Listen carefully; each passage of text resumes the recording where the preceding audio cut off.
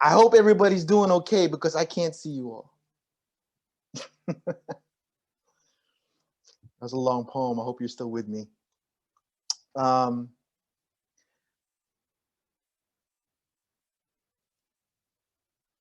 Hanged Ghost. About 15 years ago or so, I started,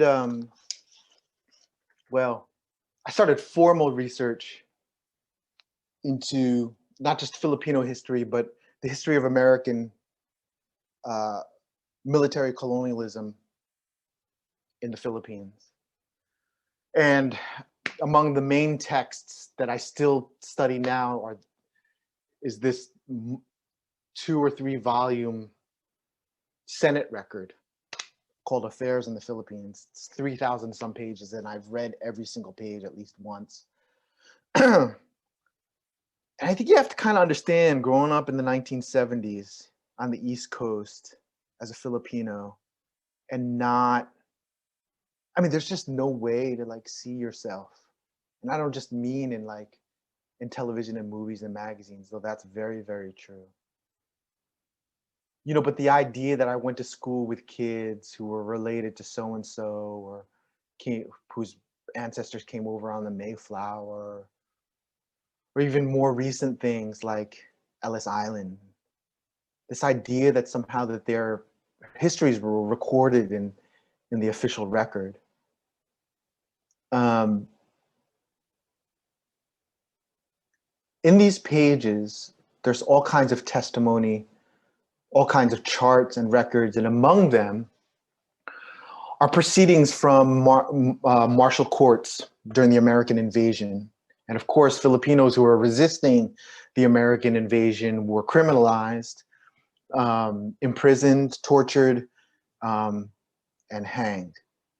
And one day I was reading and I recognized a last name. It's my grandmother's last name, Llanes. And it's an uncommon name.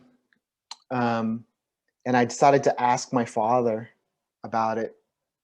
And he said they have to be related to us. And he did a little asking around, and it turned out that they were my great uncles. And they were condemned to be hanged for their resistance against the American invasion. So this poem is sort of in conversation with that. The Hanged Ghost. For my great uncles, Mamerto, Nicasio, Prudencio Llanes, who were hanged by the US military for their armed resistance against the American occupation of the Philippines. Who am I? I slide my body into your body. All my weight, yours. I even place the gnawed peach pits of my ankles into your ankles. I'm the rain gathering in your right ear. I'm the cold roar of the storm in the black, burning trees, in the hills' cedars. It's a new season for them to hang heads from gibbets and magnolias, and not once examine the blue light's angle off these dark eyes, off every inch of the hand, dragged, they say, by the hooves out of the shadows to the edge of a road. Afraid? Yes, I'm so afraid. On the day of All Souls, I breeze back to the churches of the living. I follow the hymns to the deep caves and feel with my fingers for the secrets scrawled with great care on their walls. Grief, haunting.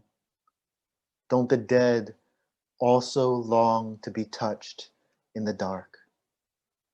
When boys come to shove the small of my back and make me swing so slightly as if they could scare off the other ghosts, to their astonishment, touch is a kindness and a failure. But who will say, Even if someone cuts me down, there will always be another with arms wide open to say, here it is, our communion of silence and lies. Left here long enough, even the mushrooms in time will take me in their double thousand microscopic mouths. So I just want to make sure that I am not going